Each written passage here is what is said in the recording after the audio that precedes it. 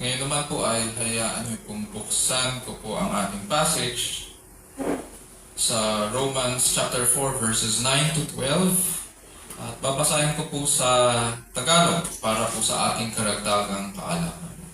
So muli buksan po natin ang ating mga Bible sa Romans chapter 4 verses 9 to 12. At ganito po ang sinasabi.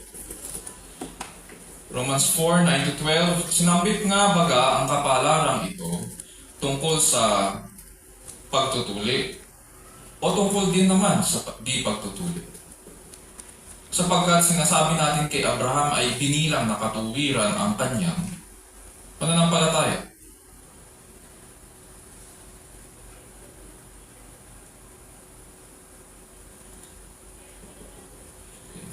Paano nga ito ibinilang nang siya ay bagay nasa pagtutuli o sa di pagtutuli? Hindi sa pagtutuli, kundi sa di pagtutuli. At tinanggap niya ang tanda ng pagtutuli na isang tatak ng katuwiran ng pananampalataya na nasa kanya, samantalang siya ay nasa di pagtutuli upang siya ay maging ama ng lahat ng mga nagsisisampalataya. Bagaman sila'y nasa di pagtutuli upang ang katuwiran ay mabilang sa kanila, at ang ama ng pagtutuli nila na hindi lamang sa pagtutuli, kundi pati naman sa mga nagsisilakad sa mga bakas niyaong pananampalataya ng ating amang si Abraham na nasa kanya nang siya ay nasa di pagtutuli. Ito po ang salita ng Diyos, purihin ng ating Panginoon. Okay. So, nandito pa rin po tayo sa ating series ng pag-aaral ng Book of Romans, The Righteousness of God Revealed. At sa umagang ito, pag-aaralan po naman natin yung verses 9 to 12 in which we need to understand kung kailan ba na-justify o pinawalang sala si Abraham and why it matters to us. May sinabi po si Augustine, isang church father, tungkol sa banal na kasulatan. Sabi po niya, the New Testament is in the Old concealed and the Old Testament is in the New revealed. Ulitin ko po, the New Testament is in the Old concealed, the Old Testament is in the New revealed. Ang ibig po niya sabihin, para maintindihan daw po natin ang Old Testament, kailangan natin pag-aralan ang New Testament. Dahil ang ginagawa ng Old Testament ay tinuturo po tayo sa pagdating ng Mesiyas, ng tagapagligtas sa New Testament. Hence, ang Old Testament should be read as a witness to Jesus Christ. Although nakasanayan natin, may mga pag nakikinig tayo sa mga preachers, ang nangyayari, ang ginagawang pagmomoralize sa Old Testament. But then when we read the Old Testament, it should point us to Jesus Christ. At para maintindihan naman daw natin ang New Testament, kailangan natin ang background ng Old Testament. Sapagkat doon nagsimula ang kwento ng kagandahang loob ng Diyos para sa ating kaligtasan. Sa mga tuwid, kapag binabasa natin ang Bible, mahalaga na pinag-aaralan po natin ito from front to back, and then from back to front. At dahil ito ay salita ng Diyos, both Old and New Testaments are equally important sa ating pag-aaral. Both Testaments are equally beneficial. They are equally a blessing sa paglago sa mga tagasunod ng ating Panginoong Jesus sa kanilang pananampalataya. Tulad ng Bible, ang ating pananampalataya din ay may past na aspect. Bago pa man tayo makakilala sa Panginoon sa panahong ito, may pinangako na ang Diyos sa kanyang mga hinirang. Kumikilos po siya sa kasaysayan ayon sa kanyang panukala.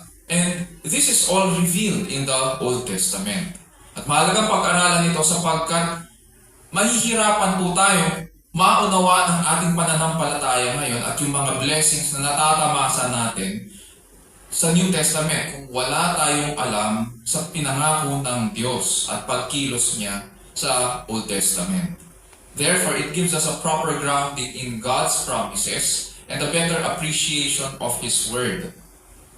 Isa sa mga pagpapala na matagal na pinangako po ng Diyos ay ang pagpapala ng justification by faith, which we have been studying for 4 weeks now. Nasa 4th Sunday na tayo ngayon. At paulit-ulit na itinuturo po tayo ni Apostol Pablo pabalik sa Old Testament. Ganun ang ginagawa niya sa kanyang mga readers. Halimbawa lang sa Romans chapter 3 verses 21, which is doon natin unang napag-aralan ang tungkol sa pagpapawalang sala. Binanggit niya na ang katuwiran mula sa Diyos na hiwalay sa kautusan at hindi ito naaayon sa kautusan ay patuloy na pinatototohanan ng kautusan at ng mga propeta. Yung term na kautusan at ng mga propeta ay collective term para sa Old Testament. Sa Romans 4, 1-5 naman, binigyan ni Apostol Pablo ng reference ang pananampalataya ni Abraham sa Diyos na mare-reference sa Genesis chapter 15 verse 5. Pinag-aralan natin yung last week. At ganun din sa Romans 4, 6-8, sinabi niya na maging si Haring David na a man after God's own heart ay naging spokesperson din ng pagpapawalang sala. Sa passage natin sa umagang ito, muli tayong ibabalik ni Apostol Pablo sa Old Testament. And this gives us the opportunity to see another angle of the beauty of God's righteousness revealed for the justification of His people. Kaya sa pag-aaral po natin ng salita ng Diyos sa umagang ito, panalangin ko po na maunawaan po natin ang biyaya ng Diyos para sa ating pagpapawalang sala. Nawa maging pagpapala ang ating pag-aaral sa umagang ito sa bawat isa, na makita natin ang pagkilos ng Diyos sa nakalipas na panahon para ibilang tayong matuwid at maging kabilang sa Kanyang sambahayan at makatugon tayo sa maayos na pagsamba sa harapan po ng Diyos habang napupuhay po tayo sa ilalim ng kapangyarihan ng Diyos at para po sa kalwalhatian ng ating dakilang Diyos. In our passage this morning, ganito po ang ating magiging tanong. When was Abraham justified? Why does it matter? Para sa atin na bago pa lang sa series na ito, magkaiba po ang justification at saka forgiveness. So, konting definition of terms lang. Wala ito sa outline ko. Ang forgiveness of sins is also a blessing na pinagkaloob ng Diyos sa pamamagitan ng Panginoong Jesus. Pero ang forgiveness, it simply zeroes out yung ating mga kasalanan. Pag pinag-usapan ang pagpapawalang sala, ito po ay legal term na ginagamit nila noong unang panahon at hindi lamang nito sinizero out o pinapatawad tayo sa ating mga kasalanan. Ang mismong katuwiran ni Jesucristo ay binibilang sa atin.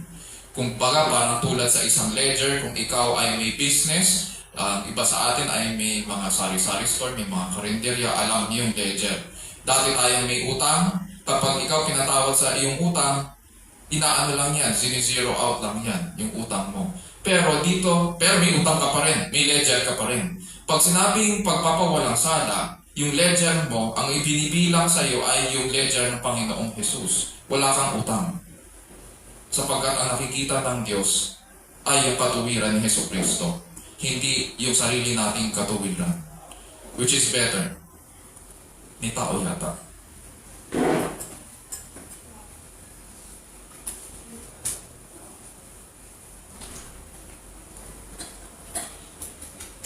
Therefore, ang pagpapawalang sala, kaya ang term na makikita natin sa English Bibles natin, it was credited to Him, it was accounted to Him as righteousness.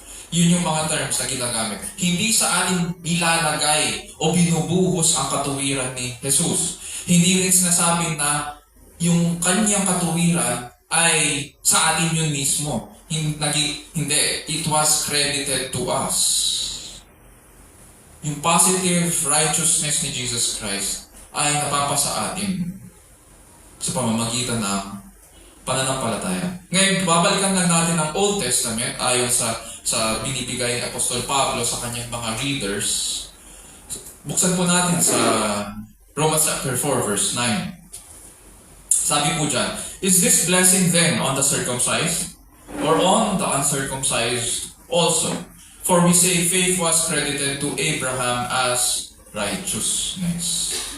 Ang intention po ni Apostol Pablo ay patunayan sa kanila na ang pagpapawalang sala ay sa simula pa lang sa biyaya ng Diyos. sa pamamagitan ng pananampalataya lamang. So, ginamit niya ang patotoo ng banal na kasulatan kay Abraham at kay Haring David sa verses 1 to 8 na pareho namang Hudyo. Kailangan niyang gawin ito sapagkat yung kanyang mga readers ng panahon nila, konting historical background lang, naunawaan kasi ng mga Jewish readers ni Apostol Pablo sa church at Rome, yung ibig niyang sabihin. And in their minds, it's understandable that they are justified by faith. Dahil maging si David ay nagmula naman din kay Abraham at sinasabi natin, sabi niya, dito sa kanyang passage, faith was credited to Abraham as righteousness. And this is based on Genesis 15. Pero ang problema ay, na isa pa, ay itong mga Hudyo na readers, Christian Jews, na kausap ni Apostol Pablo sa Rome, ay pinipilit naman, meron sa kanila na pinipilit ang mga Gentile o hindi Hudyo na magpaka-Hudyo. So ang tanong ngayon, nagkakagulo yung church. Ang tanong ngayon, tama ba na gano'n na magpapaka-Hudyo ang mga hindi Hudyo? And so ito yung argument ngayon ni Apostol Pablo. Ever since the Old Testament, it has always been God's plan that justification is by God's grace alone, through faith alone. At ngayon patutunayan niya ito sa pamamagitan ng buhay ni Abraham at yung panukala ng Diyos, kung paano kumilos ang Diyos sa buhay ni Amang Abraham.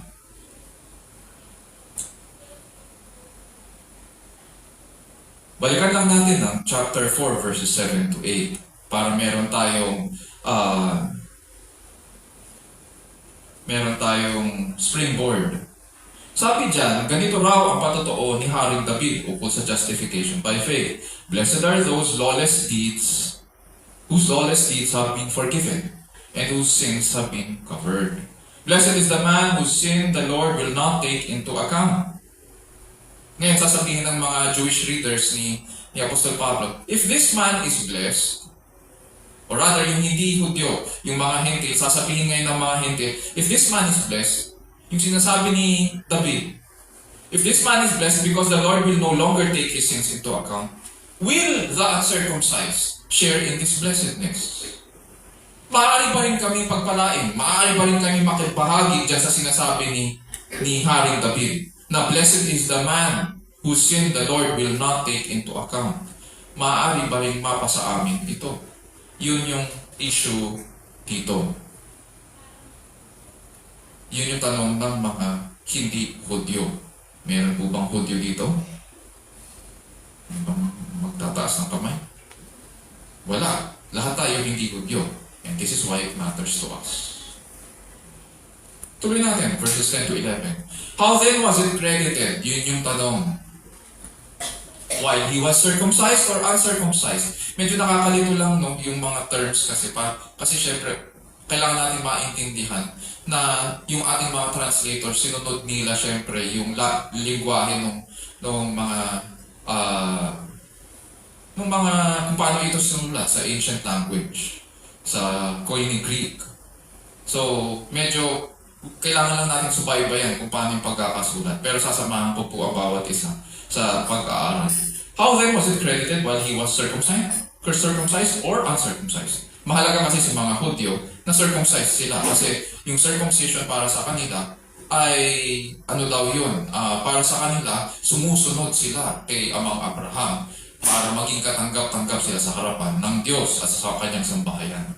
So, kailan ba daw, sabi ni Pablo, while he was circumcised or uncircumcised? Not while circumcised, but while uncircumcised. And he received the sign of circumcision, a seal of the righteousness of the faith, which he had while uncircumcised, so that he might be the father of all who believe without being circumcised, that righteousness might be credited to them. Ngayon, mapapansin natin, bumabalik si Apostol Pablo sa kanyang Q&A style, and he now leads them sa conclusion na maging ang mga hentil, ang mga hindi Hudyo ay kabilang sa pagpapala ng justification by faith. How? This time, he goes back to Genesis 15.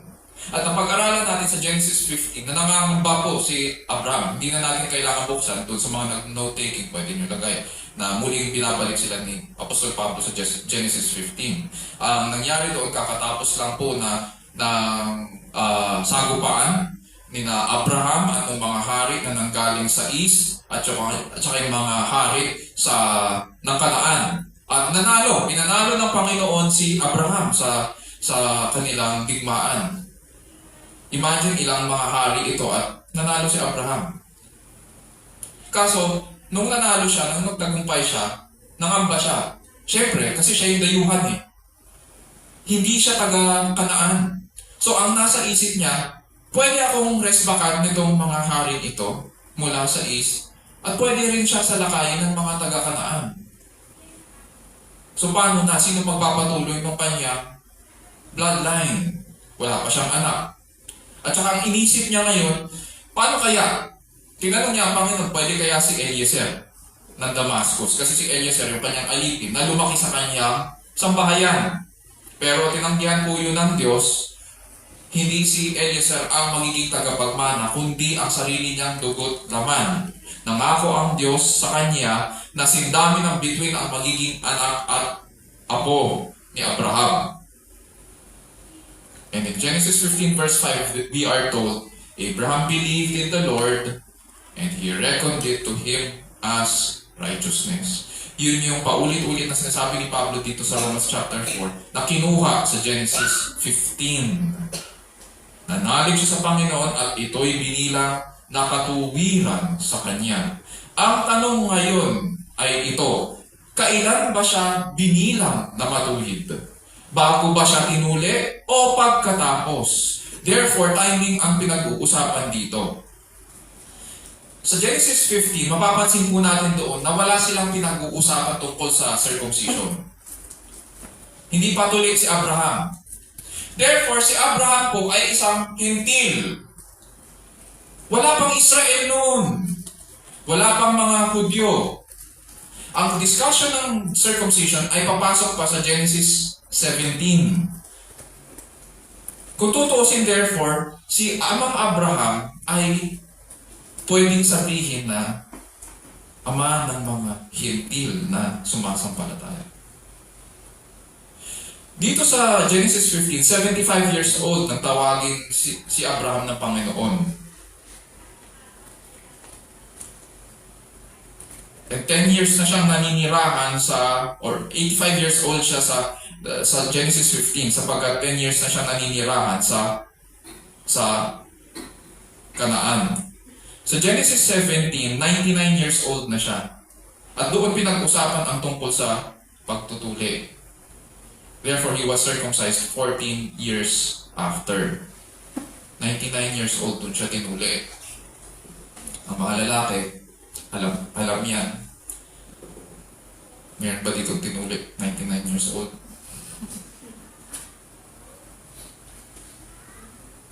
Pero para sa kanila, may significance ang pagtutuli. Sa atin kasi, rite of passage into manhood. Para sa kanila, ito ang binigay ng Panginoon. At inutos ng Panginoon kay Abraham para maging katanggap-tanggap siya sa kanyang harapan. Sabi ni Apostol Pablo sa Romans 4, ang pagtutuli ay tatak o tanda lamang ng pagpapawalang sala. Hindi ito ang actual na pagpapawalang sala. Sabi diyan, he received the sign of circumcision, a seal of the righteousness of the faith which he had while uncircumcised. It is a sign of circumcision, a seal of the righteousness of the faith which he had when? While uncircumcised. Ano to? Ano tong mga sign na pinag-uusapan nila? Parang ganito lang yan. Ang sign o tanda ay hindi ang reality. But it points to a reality. Ang sabi dyan, it is the seal of righteousness of the faith which Abraham had while he was not circumcised. It points to the reality of the righteousness na natanggap ni Abraham. Parang ganito, isipin natin.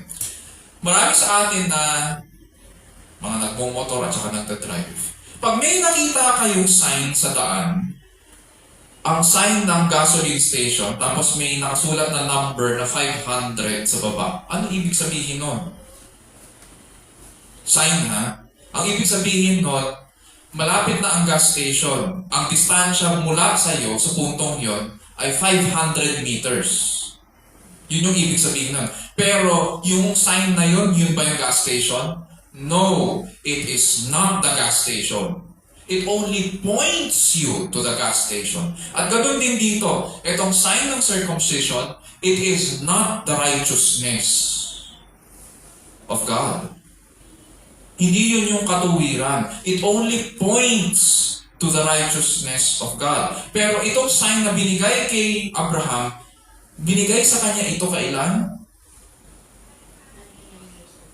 Yung sign binigay sa kanya after pa siya.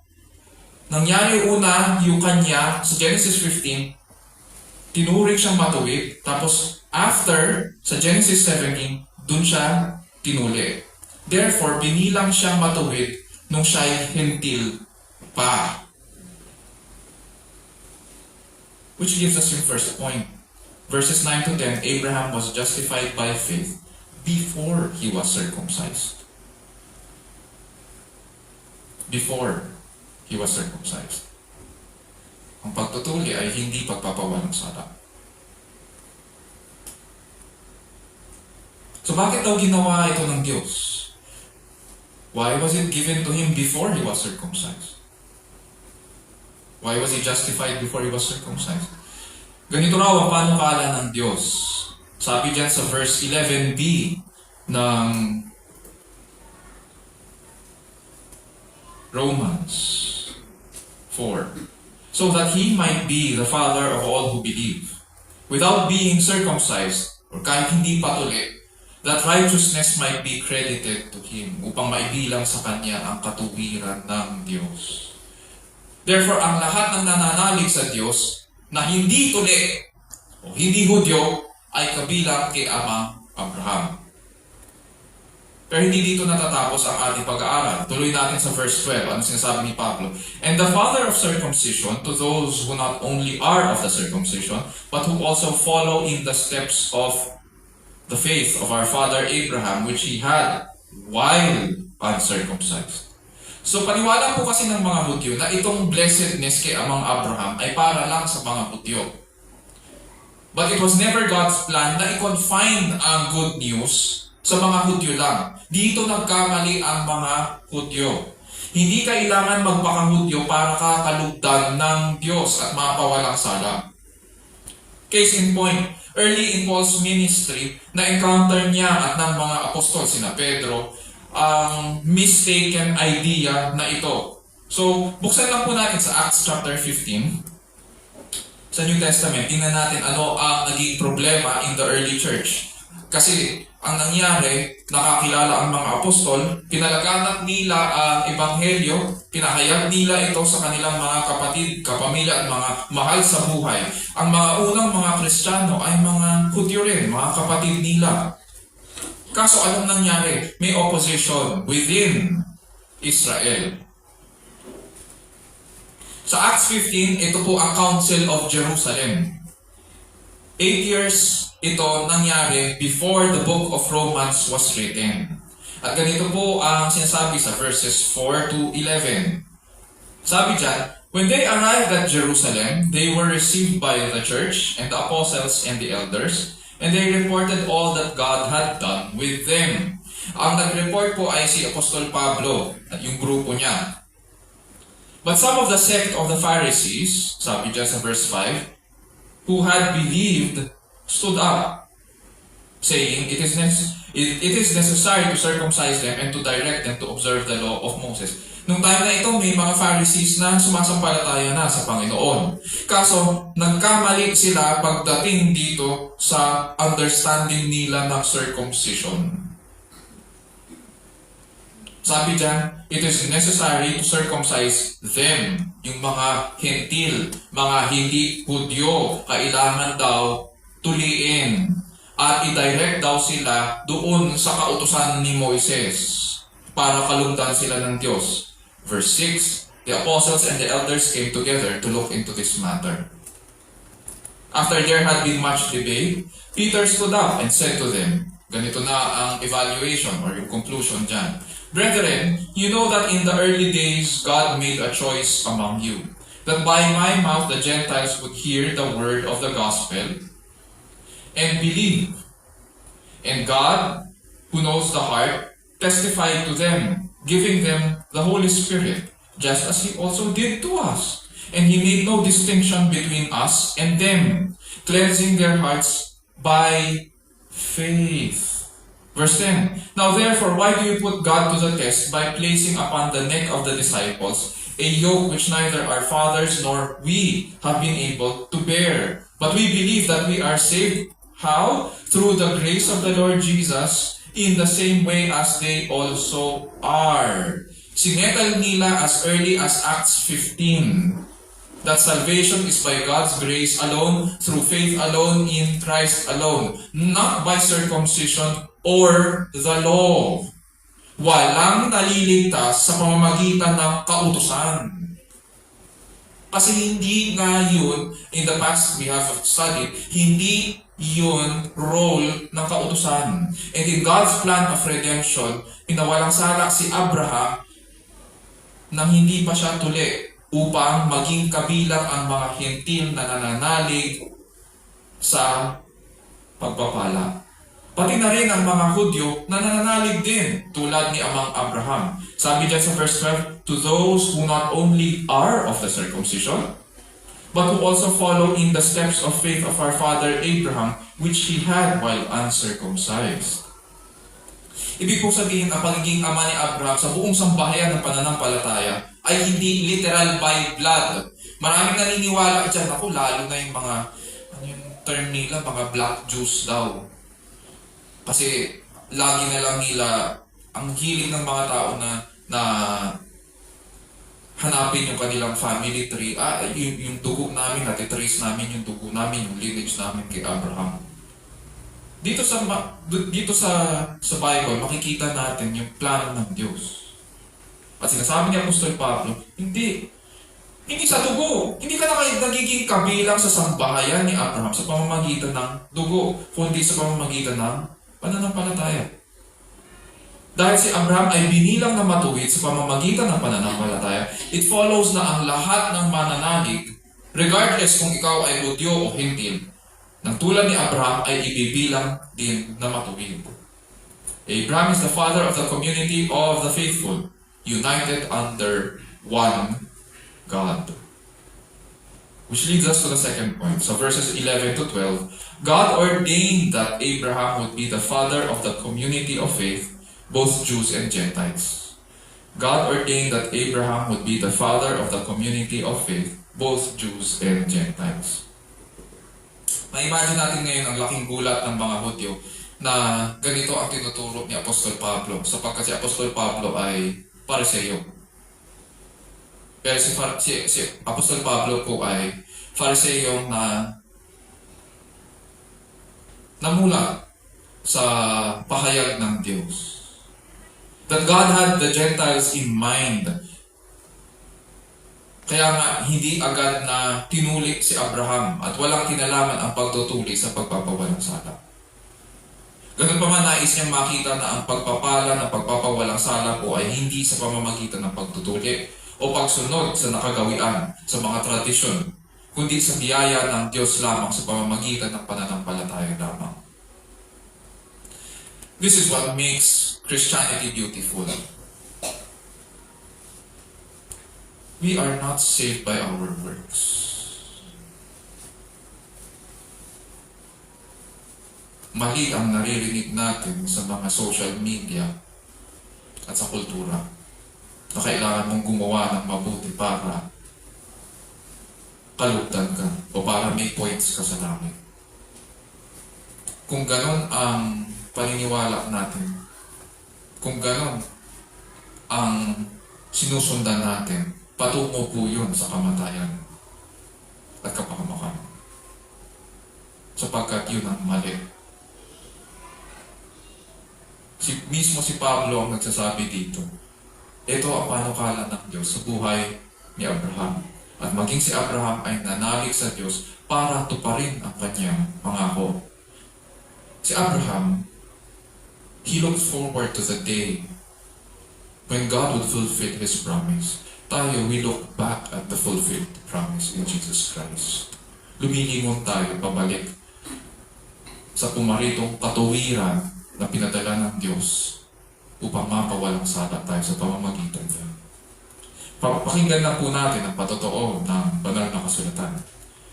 Sa Romans chapter 3 verses 21 to 22. Nataanan na natin ito. Sabi ni Pablo, but now apart from the law, the righteousness of God has been manifested or revealed, being witnessed by the law and the prophets, even the righteousness of God through faith in Jesus Christ. Para kanina to? For all those who believe. The righteousness of God through faith in Jesus Christ, hindi through the law or through accomplishment of the law, hindi, through faith in Jesus Christ. Pinahayag ng Diyos na si Kristo ang katuwiran ng Diyos. Siya ang binigay para sa pagpapawalang sala ng lahat ng nananalig sa Kanya. At dahil sa Kanya, naging kabilang tayo sa sambahayan ni Abraham at mga tagapagmana ng mga pagpapala na pinangako kay Abraham. So when was Abraham justified? Why does this matter to us? Number 1, verses 9 to 10. I-review lang natin. Abraham was justified by faith before he was circumcised. At number 2, verses 11 to 12. God ordained that Abraham would be the father of the community of faith, both Jews and Gentiles. Mga kapatid at kaibigan, ang mga efforts natin or acts of obedience ay walang ambag sa pagpapawalang sala at sa kabuuan sa ating kaligtasan. Sapagkat tinalaga ng Diyos na simula na ang pagpapawalang sala ay sa biyaya lamang ng Diyos sa pamamagitan ng pananampalataya lamang kay Kristo lamang. Dahil si Abraham po ay binilang na matuwid sa pamamagitan po ng pananampalataya, it follows na ang lahat ng mananalig, both Jews and Gentiles, na tulad ni Abraham ay ibibilang po na matuwid. Now, question, can you and I be justified? The answer is yes. Kalooban po ng Diyos na mabilang tayong mga hindi Hudyo sa katubusan at kaharian. The next question is personal. Have you come to faith in Christ? Abraham believed in God and it was credited to him as righteousness. Hindi ko tinatanong kung gumagawa ka ng mabuti. Hindi ko rin tinatanong kung mabait ka sa iyong kapwa. Ang tanong ko, o kung ilan ang ginagawa mong mabuti sa isang araw. Hindi yun ang tanong ko. Ang tanong ko, nananalig ka ba kay Kristo? Because Abraham believed in God. Walang-wala siya. Alam niya mapapahamak siya. Sa kanyang kakayahan, wala. Wala siyang maasahan. Kaya tinanong niya ang Panginoon, si Eliezer kaya, pwede? Tinanggihan din ng Diyos yung mungkahi ni Abraham. Pinapakita ng Diyos sa atin sa Genesis 15 na hindi niya tinanggap ang kahit anong effort ni Abraham. Ang sabi ng Diyos, hindi, magtiwala ka sa akin. Ito ang pangako ko sa iyo. Nagtitiwala ka ba? Ganon din dito. Pinagkaloob na ng Diyos ang kanyang anak ni si Jesus.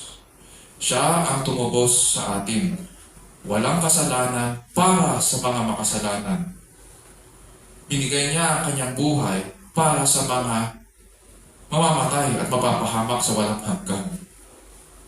Ang tanong, alam natin na mapapahamak tayo. Lalo tayo mapapahamak sa sarili nating gawa. Question, nananalig ka ba sa Kanya? Nagtitiwala ka ba sa pangako ng Diyos sa pamamagitan ni Jesucristo? If you are, then you are justified by faith already. Kung hindi pa, lumapit ka sa Panginoon at manalangin ka na kaawaan ka niya. Sapagkat si Abraham ay nagtiwala sa Panginoon. With all his wealth and resources, it could not save him.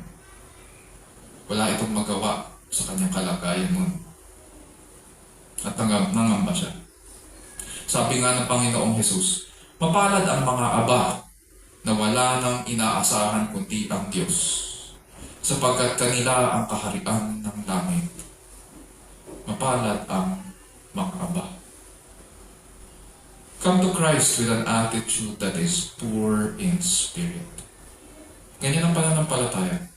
Kinikilala natin na tayo'y mga aba, mga dukha, at wala nang aasahan kundi ang ating Panginoong Hesus para sa ating katupusan at pagpapawalang sala. Pagsisihan mo ang iyong mga kasalanan at talikdan ito.